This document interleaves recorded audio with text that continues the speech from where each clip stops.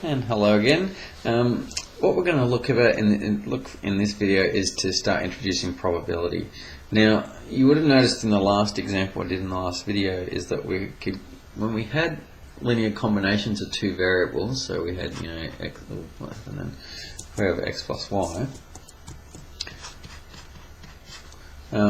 When we, like I say, what do we have? We had, for one of those questions, we had 20x plus 5y.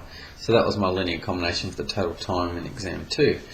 And we could calculate expected values of that. And we could calculate variance.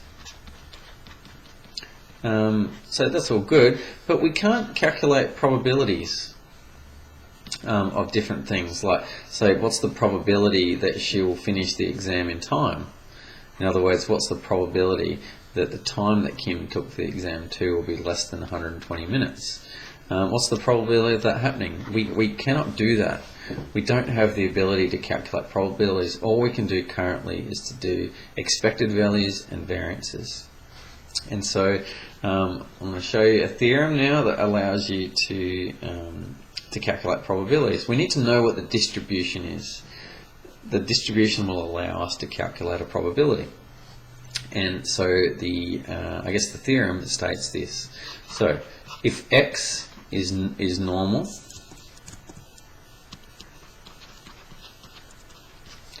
is a normal random variable, is a normal random variable, and if y is a normal random variable,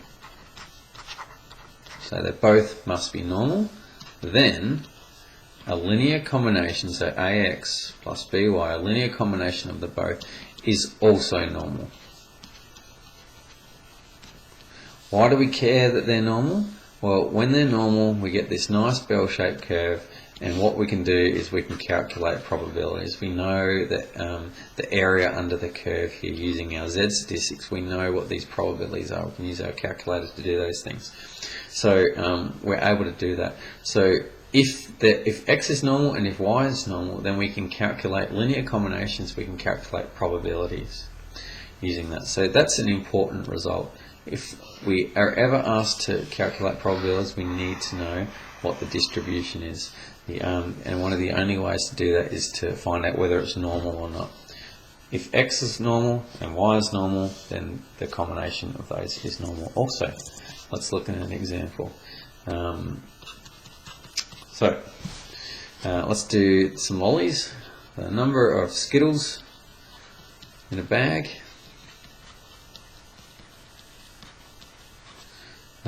has mean 31 and variance of, what did I say, 2. Okay, and the number of, I chose Maltesers, hope you like Maltesers. If not, insert your own. Lolly there has mean, what did I say, 16 with variance of 1. Okay, so this is the number of Skittles that we'd expect to be in a bag and the number of Maltesers we'd expect to bag. I'll just insert here, let's call that variable x and this variable y. So I'll say if x and y are normally distributed, so we need to know this so that we can calculate, find the probability, I'm just going to find the probability that you would get 50, well, let's just do more than 50, make a bit more, get more than 50 lollies in 2 random bags. Okay, so what this means, we have been told that on average for all bags of Skittles, on average the population mean is 31 and the variance is 2. For all bags of Maltesers, the population mean is 16 and the variance is 1. So what we're asking, if you grab 2 random bags, so 1 bag of Skittles and 1 bag of Maltesers, didn't really say that in the question, but let me say it now. So you're taking 1 of each bag, what's the probability that you'll have greater than 50 lollies from the 2 random bags?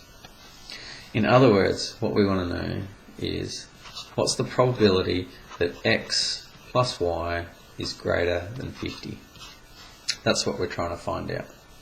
Okay, so let's do this. Probability x plus y is greater than 50.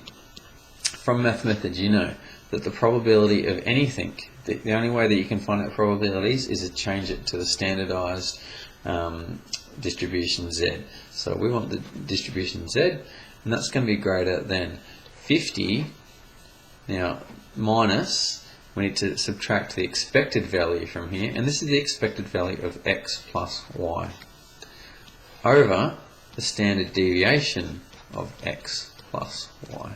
So that's how we change from a normal statistic into the z statistic. We need to change to that. So it's always whatever the value is that you are trying to calculate minus the expected value over the standard deviation. Okay, now these two things we don't know. We don't know the expected value of x plus y. We don't know the standard deviation of x plus y. So we need to find them out. So expected value of x plus y is equal to, bring a out the front. A is just 1, so it just comes out. So it's just e of x plus e of y. Nice and simple. Expected value of x is 31. Expected value of y is 16. So expected value is 47. Good. Variance of x plus y. Variance of x plus y is equal to the variance of x. So a has come out the front as a squared, but it's just 1, so it just does nothing, plus the variance of y. Now, the variance of x is 2. The variance of y is 1, so that's just equal to 3. Beautiful. We're almost there. That's variance. Therefore, the standard deviation of x plus y is equal to the square root of 3. Because remember, variance is standard deviation squared. Okay, that gives us all we need to know. Therefore, probability of x plus y greater than 50 equals probability, I could have done this first, I just wanted to show you what I needed to know. Z is greater than 50 minus the expected value of x plus y, so that's 47, over the standard deviation of x plus y is root 3. Okay, so probability is equal to that. And that's when we go to a calculator. So let's do the calculator. Over to here, so on a calculator. So you need to get a menu. We want probability distributions. And in probability distributions, we want the normal CDF, so the continuous distribution function. Okay, so we want that. Now, so this is your normal, your Z statistic. And what do we want? I've already forgotten what we wanted. We want Z, oh, I need to calculate that. That's silly me. 50 minus 47 over root 3. So we want, oh, it's doing some weird things, sorry. What is that? I've never even seen this thing before. Must have pushed something weird. Let's try that again.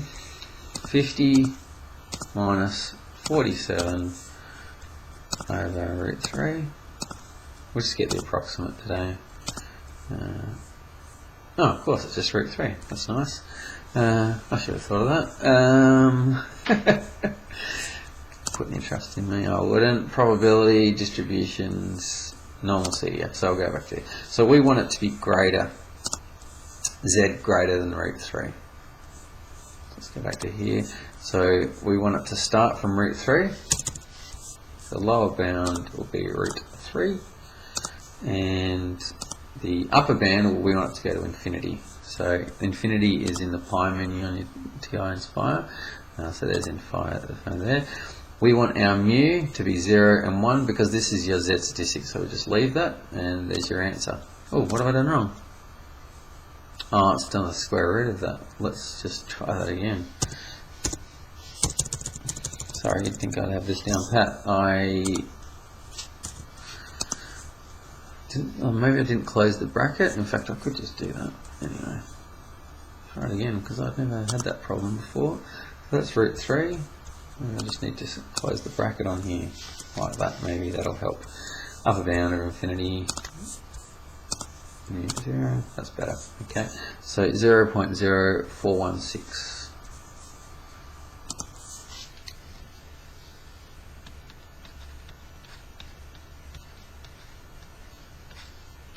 0.0416. That's the probability, which is, 4.2%. 4.2% chance of getting greater than 50 lollies inside your bag. So that's how it works. So just to calculate those, use your Z statistic, which has a mean of 0 and a standard deviation of 1, and calculate your expected value of the linear combination, your variance of the linear combination, change that to standard deviation, and calculate your probability. See you in the next video.